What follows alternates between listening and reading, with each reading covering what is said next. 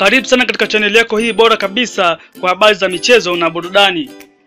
Na habari kubwa tulionayo kwa siku ya leo ni timu ya Taifa Stars kushuka dimbani huko Algeria kupambana na kikosi cha Algeria huko nchini Algeria, na mchezo huu utapigwa saa 2 kamili usiku wa leo tarehe 22 mwezi wa 3 2018.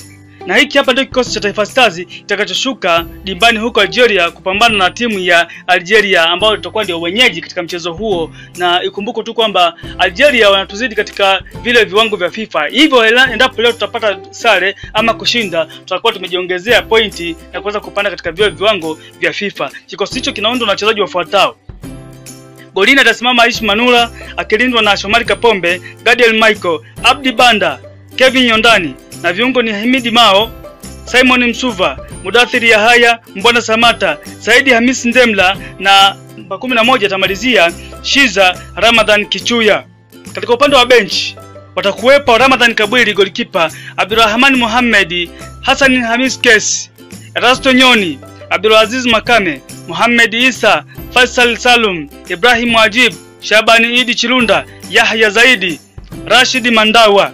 Mwalimu atatumia mfumo wa 4-3-3, ina maana atakuwa na mabeki 4, katikati watu 3, na mwisho katika eneo la ushambuliaji atakuwa na watu 3 ambao watakuwa ni Kichuya, Msuva na Samata, ndio watakuwa katika eneo la ushambulizi.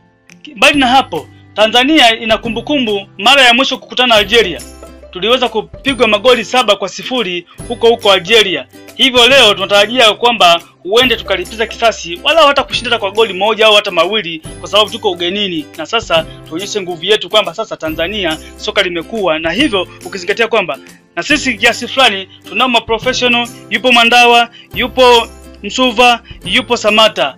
Hao wote tunatarajia kwamba watatusaidia. Lakini vile vile wachezaji wetu karibia kikosi kizima ni wachezaji ambao wana uzoefu wa mechi za kimataifa.